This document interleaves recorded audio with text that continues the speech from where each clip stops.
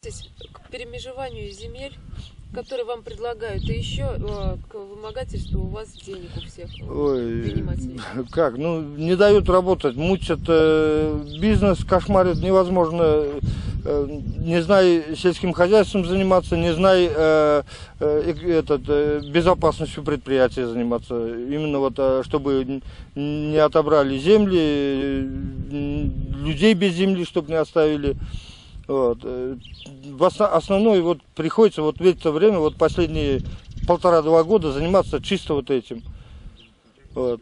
Вы очень переживаете, вам угрожают, наверное, что у вас отберут землю, там деньги, еще что-то отберут, например. Часто такое бывает. Ну, часто бывает, даже между нами говоря, приходят и ребятишки в поля во время работы. Какие ребятишки? Ну, кто поймет, они поймут. Вот. Всякое бывает.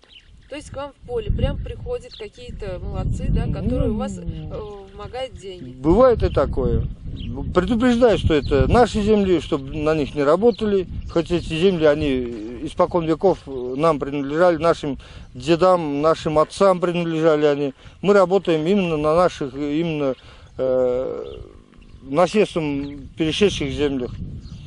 Платим арендную плату исправно, ну, пока, по крайней мере, вот 8-9 лет ни одного прогала не было.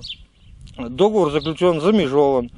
На каких-то собраниях предупреждают, размежуем, отдадим, ну, и так далее. А кто пацанов к вам присылает в поля? Еще раз? Ну, это уж я не могу сказать. А вот вы как думаете? Ну, ветер дует сверху. Естественно, это не сосед мой прислал ко мне, или там не сожитель мой. А как вас власть шантажирует?